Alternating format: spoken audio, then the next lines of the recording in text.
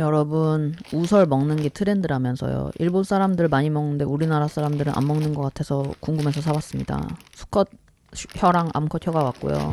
혀 돌기를 계속 보다 보면은 식욕을 잃을 수 있으니까 조심하시고, 앞쪽은 수육, 뒤쪽으로 갈수록 구이용으로 나눠서 쓴다고 하더라고요. 수육용으로는 그냥 수육으로는 안 먹고 타코로 먹을 거예요. 우설 손질을 위해서 멕시코와 일본 영상을 참조했는데 손질은 일본 거를 보는 게 좋습니다. 저렇게 스무스하게 나오는 경우는 완전히 얼어있는 경우밖에 없습니다. 정말 하기 싫었는데 이제 손질을 좀 시작해 볼게요. 얼마나 맛있는지는 다음 영상에서 알려드리겠습니다. 앞치마가 꼭 필요합니다. 안 그러면은 옷에 다 피가 묻을 수 있겠죠. 1.8kg에 4만원으로 구매하였고요. 구매처는 네이버 마장동 아니면 지인찬스 쓰세요. 피 냄새가 좀 많이 날 수 있으니까 환기를 잘 시켜주시고, 앞쪽은 거의 B급으로 빳빳하고요. 중간은 좀 괜찮고, 뒤 백태 부분이 우리가 그 헛구역질 나오는 그 부분이거든요. 거기가 구이용이에요. 젖은 수건을 깔고 도마를 올려주세요. 그래야 흔들리지 않습니다. 한 반띵 해가지고 앞쪽은 수육, 뒤쪽은 구이로 쓸 거예요.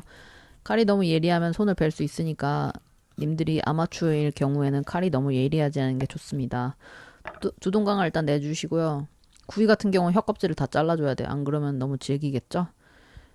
흰색이 많을수록 구이에 적합한 것입니다. 만약에 너무 많이 잘랐다면은 상태를 봐가면서 빨간색이 많이 나오면 거기서 멈추면 됩니다. 빨간색이 많이 나오면 수육. 두 개가 합쳐져서 마블링이 있다? 구이. 그렇게 되겠습니다. 앞쪽을 너무 궁금해서 잘라봤는데 거의 뭐 조스바 그 딸기맛 부분 같지 않나요? 저는 그렇다고 생각합니다. 뒤쪽은 앞쪽과 뒤쪽이 확연히 다르죠. 그 안 쓰는 부위다 보니까 기름이 좀 낀 것 같아요. 혀껍질을 벗겼는데요. 수육용일 때는 안 벗겨도 된다는데 전 냄새 날까봐 벗겼어요. 정말 중요한 사실은요. 수육 자체에서도 냄새가 좀 날 수 있기 때문에 냄새에 민감하신 분들은 아마 아예 못 드실 수도 있을 것 같아요. 제 거에 뭐 턱뼈 같은 게 있더라고요. 뭐 어떻게 해야 되는지 몰라서 그냥 제거했습니다. 저 뒤쪽에 아래가 그 울대고 위쪽만 혀거든요. 그래서 그거를 분리를 해주세요. 구이용으로 쓸 그 앞 뒤쪽의 혀가 가장 비싼 부분이기 때문에 그들을 빨리 구조해가지고 모양을 잡아서 얼려두도록 하겠습니다. 저런 모양이었겠죠? 혀 뒤쪽을 보면은 핏줄이 두 개가 있어요. 그거 두 개를 빼줘야 돼요.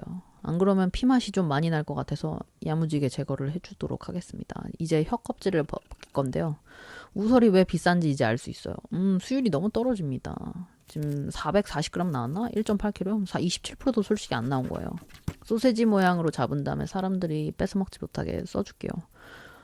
엄마 아빠한테 시식 강요했는데 아무도 안 드시더라고요. 버림받았습니다. 수육용 고기는 1kg 나왔고요.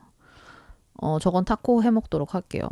제가 이번에 영상 망해가지고 다 수컷 고기를 다시 사용을 해야 될 것 같아요. 혀는 피맛이 많이 나니까 구멍을 잘 뚫어주었고요.